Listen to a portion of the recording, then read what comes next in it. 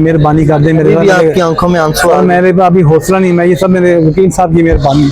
मैं खुदा की कसम सारी जिंदगी भी इनको दुआएं वो भी छोड़ी है।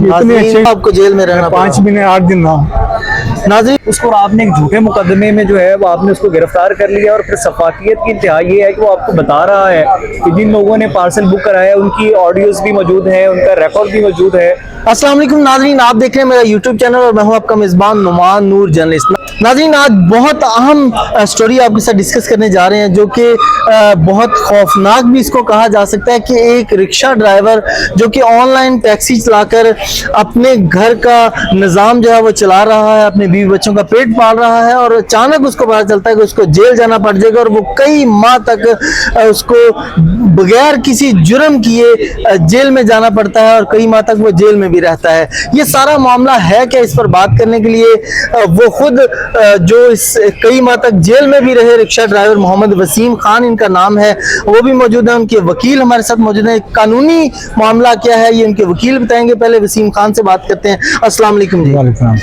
सर, ये क्या मामला हुआ, नाज़रीन को तफसीली बताइएगा जो ऑनलाइन रिक्शा या गाड़ियां या कारें या मोटरसाइकिल चलाते हैं, ताकि उन ड्राइवरों के भी ये चीजें आगाह हों कि वो इस तरह के मसाइल से बच सकें। ये जरा तफसीली बताइएगा। वालेकुम, मेरा नाम मोहम्मद वसीम खान है, मैं रिक्शा ड्राइवर हूँ। इंडिया पे मैं रिक्शा चलाता हूँ। मैंने एशिया कार्गो से पार्सल लिया। ठीक है, मुझे कॉल है कि हमारा ये पार्सल है, यहाँ से आपने लेना है। मैं कुछ देर के बाद वहाँ पहुँचता हूँ तो उन्होंने कहा भी थोड़ी देर बाद आपका पार्सल आ जाएगा, फिर आप थोड़ा वेट कर लें। ठीक है, मैं ऐसे आगाह करता हूँ जिसका पार्सल था। मैंने कही तो 15-20 मिनट वेट करना पड़ेगा। उन्होंने कहा आप बैठे, मैं आपको पैसे एक्स्ट्रा दे दूंगा, पैसे थोड़ा सा एक्स्ट्रा लीजिएगा, 200 रुपया किराया अगर आ रहा है 200 आप एक्स्ट्रा लीजिएगा। मैंने कहा ठीक है। मैं वहाँ कुछ देर इंतजार करता हूँ तो कुछ देर बाद गाड़ी आती है पिकअप, उसमें वो 4 कार्टन है। वो 4 कार्टन रिक्शे में रख देते हैं। रिक्शे में रखने के बाद वो कहते हैं अब आप यहाँ से चले जाएंगे। जब मैं यहाँ से एशिया ऑन करता हूँ, वहाँ से एशिया कार्गो से निकलता हूँ तो मुझे एक मोरिया पुल जाकर रोक लिया गया। तो 2 बाइक पे मोटरसाइकिल पे आदमी है सिविल में, उन्होंने मुझे पकड़ा आकर और मुझे कहीं रिक्शा साइड पे लगाए। जब मैंने रिक्शा साइड पे लगाया तो मुझे कुछ देर बाइक पे भी लोग जा रहे थे, गाड़ी वाले वो भी रोक गए। उन्होंने कहा जी आप वो क्यों रोका है इन्होंने। उनसे भी उन्होंने बहस की। उन्होंने कहा जी आप अपना काम करें जाके। तो फिर उन्होंने मुझे पकड़ के अपने गाड़ी में बिठा लिया। गाड़ी में बिठा के वो एशिया का यहाँ पे कस्टम हाउस लेकर आ गए। ठीक है, कस्टम हाउस में मुझे उन्होंने मेरा मोबाइल जो पैसे थे, चाबियां गाड़ी की, वो उन्होंने अपने पास रख ली। ठीक है, उसके बाद मैंने कहा जी मेरी गलती क्या, मुझे गलती बताएं। उन्होंने कहा जी अभी आपको बताते हैं, आप खामोश हैं आप। उसके बाद उन्होंने मेरी चेकिंग सर अच्छी तरह करके मैंने कहा सर मेरे मोबाइल में रिकॉर्डिंग है, आपने जो सामान पकड़ा इसमें मुझे नहीं पता क्या है, आप चेक कर लें, मुझे किसी बात का नहीं पता। फिर भी आपकी बात नहीं सुनी। मेरे पर रिकॉर्ड है। मैंने कहा जिसने सामान मंगवाया है, जिसका पार्सल है, उसके साथ भी बात ही है। एशिया कार्गो वालों की जिसमें रिकॉर्डिंग मौजूद है। ठीक है, जिन्होंने बात की है, जिन्होंने सामान पे जो काउंटर में आदमी बैठा था उसकी भी मैंने उनके साथ बात करवाई कि ये बात करें जिस बंदे का सामान है, बिल्टी नंबर भी बताया गया। मैंने कहा मेरे को सारा रिकॉर्ड मौजूद है। ठीक है, उन्होंने कहा मेरी एक नहीं सुनी कस्टमर ने। उसके बाद मुझे उन्होंने बंद कर दी कमरे में। उसके बाद उन्होंने कहा आपको छोड़ देंगे। एक दिन गुजर के रात अगले दिन उन्होंने कहा आप किसी को बुलवाएं। तो मैंने अपने मेरे दोस्त से, हमसाए थे, कलीग थे बहुत अच्छे। घर में से किसी ने राब्ता नहीं किया? किसी को राब्ते ने, मोबाइल ही उनके पास आने का ना। ठीक है, मेरे पास मोबाइल। घर वाले फिर परेशान रहे, परेशान हो गए, रात को नहीं आए काम की वजह से, शायद देर हो गई है। तो जब उन्हें अगले दिन इतला मिली जाके अफजाल भाई को, मैंने बताया कि ये मेरे साथ मामला है, तो उन्होंने मुझे पकड़ ऐसे अंदर कर दिया। तो वो कह रहे कोई बात नहीं, हम आपको सुबह ले जाएंगे इंशाल्लाह। उन्होंने कहा आपको सुबह नहीं छोड़ देना है। तो अगले दिन वो पर्चा करके मुझे उन्होंने जेल भेज दिया। अच्छा, 5 महीने 8 दिन जेल में रहा। पर्चा करके आपको अदालत पेश किया गया? अदालत पेश किया गया। ठीक है, जिला की शहरी लेकर गए वहाँ पर, उन्होंने सैन वगैरह जज वगैरह करवा कर जो बैठे थे उनके जज वाला सैन वगैरह की। ठीक है, उसके बाद मुझे वो जेल में छोड़े। मैंने उस वक्त गाड़ी में भी उन्हें कहा, जो अफसर मेरे साथ है गाड़ी में, मैंने उन्हें कहा जी साहब मेरे साथ जुल्म ना करें, मेहरबानी है, मुझे यहाँ आप लेके आ रहे हैं, मैं कभी गया भी नहीं जेल में, आप मुझे नजायज कर रहे हैं मेरे साथ, मेरे मेहरबानी को तो हम कुछ नहीं कर सकते आपके साथ। उन्होंने मुझे ये कहा आपको छोड़ देंगे सुबह। मैंने उन्हें बहुत रोया वहाँ पर, मेहरबानी कर दे मेरे। आपकी आंखों में आंसू और मेरे पे अभी हौसला नहीं, मैं ये सब मेरे वकील साहब की मेहरबानी। मैं खुदा की कसम सारी जिंदगी भी इनको दुआएंगे वो भी छोड़ी है। इतने अच्छे इंसान है और बेलोस काम किया है। वकील तो पैसे खाते हैं सर, इन्होंने 1 रुपया भी नहीं लिया। इन्होंने हाथ से मेरे घर में राशन पहुंचाया, रमजान में मेरे बच्चों को रोजे रखवाए मेरे बच्चों के, वो अभी तक दुआएं करती है मेरी वाइफ। और ये जख्म अभी तक इतने कि मैं आपको क्या बताऊं। बहुत अच्छे इंसान है, ऐसे लाल माइक को कोई की जमती है। नाजरीन, एक बहुत अच्छे इंसान है सर, अल्लाह इनके आपको जेल में रहना 5 महीने 8 दिन रहा। नाजरीन, 5 माह 8 दिन बगैर किसी जुर्म किए ये जेल में रहे नाज़रीन, वसीम खान हमारे साथ मौजूद है। इनकी स्टोरी आपने सुनी। अब इनकी रिहाई कैसे मुमकिन हुई, अदालत में क्या मामला चला, इनके वकील हमारे साथ मौजूद है। अस्सलाम वालेकुम जी। सर, क्या नाम है आपका? मेरा नाम एडवोकेट मालिक चौधरी है और मैं इस केस में ट्रायल में भी हमारे चैम्बर ने इस केस को देखा है और जमानत भी हम लोगों ने कराई। नाज़रीन, ये इनके वकील हैं, ट्रायल भी इन्होंने जो है इसको फेस किया और इसके साथ जमानत भी इनकी कराई। सर, ये क्या केस था? एफआईआर में क्या मंदरजात थे, मतन क्या था एफआईआर का, और ये पूरा ट्रायल कैसे चला? बेगुनाह बंदे को जेल में रखा इतनी देर, ये जरा तफसीली बताइएगा।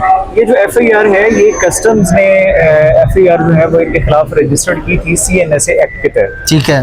और जो जुर्म इसके अंदर इन्होंने लगाए, उस जुर्म की जो सजा है वो कम से कम जो है वो उम्र कैद है और इसका जो फाइन है वो 2 मिलियन है। अब ये जो रक्षा ड्राइवर है, ये तो बेचारा ऑनलाइन रक्षा चलाता है और ऑनलाइन ही एक इसको ऑर्डर वसूल हुआ कि आपने वहां से ये पार्सल पिक करना है और फलां जगह पे इस पार्सल को आपने डिलीवर करना है। और ये उसी डिलीवरी के प्रोसेस में ही था कि इसको कस्टम्स ने पकड़ लिया, यानी कि अपनी ड्यूटी कर रहा था बेचारा। ये तो अपनी ड्यूटी कर रहा था, अपना काम जो उसका रोजगार का तरीका और था। पाकिस्तान के अंदर जितनी ऑनलाइन एप्लीकेशंस हैं उसमें उबर है, इन ड्राइव है, येंगो है या फूड पांडा इवन है, बाकी सारे वहाँ पे यही होता है कि ऑनलाइन लोगों के अकाउंट्स होते हैं, वहाँ से ऑर्डर आता है और जिसको जिस चीज़ का ऑर्डर दिया जाता है वो उसको अपने बिजनेस स्ट्रेटेजी के मुताबिक उसको डिलीवर करता है। तो ये भी उसी जो इसका फेयर उसके साथ है वो उसके मुताबिक ये पार्सल एक जगह से दूसरी जगह लेके जा रहा था, जिसको कस्टम्स ने पकड़ लिया। अब इस केस में हुआ ये कि 5 माह और 8 दिन हमें लगे इस बंदे की जमानत कराने में। और आप बदकिस्मती और बेहिस्सी ये देखें इस माशरे की और ख़ास तौर पे कस्टम्स की, जो मैं कहता हूँ सफाकियत है कि इस केस के अंदर एक बेगुनाह आदमी को तो उन्होंने मुजरम भी ठहराया, उसके खिलाफ एफआईआर दर्ज की, चालान भी भेज दिया कोर्ट में, भेज दिया और सिर्फ इसकी हद तक भेजा।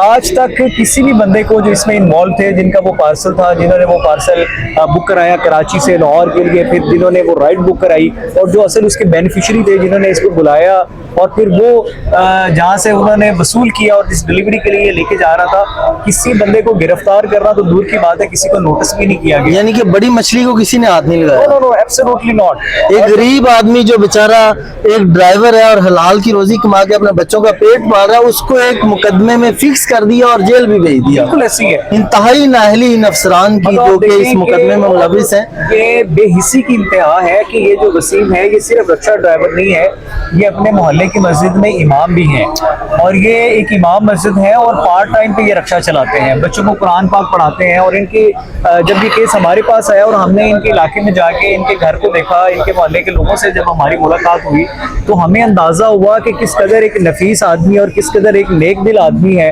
जो बच्चों को अखलाकी और पुरानी तरबियत देता है। उसको आपने एक झूठे मुकदमे में जो है वो आपने उसको गिरफ्तार कर लिया और फिर सफाकियत की इंतहा ये है कि वो आपको बता रहा है कि जिन लोगों ने पार्सल बुक कराया उनकी ऑडियोज भी मौजूद है, उनका रिकॉर्ड भी मौजूद है, उन लोगों के इसके पास मोबाइल नंबर्स भी हैं, वो बिल्टी भी मौजूद है जिसके जरिए वो पार्सल, यानी कि इमाम मस्जिद के खिलाफ झूठा मुकदमा नाज़रीन बना दिया गया, उसके बाद उसको जेल भी भेज दिया गया और उन कस्टम के अफसरान के दिल में जरा ख्याल नहीं आया कि हम एक झूठा मुकदमा बना रहे हैं और जो इसके बेनिफिशरी हैं, जो इस मुकदमे के, जो इस कार्रवाई के मुलजमान हैं, उनको नोटिस किया जाए, उनको बुलाया जाए, उनके खिलाफ कार्रवाई की जाए।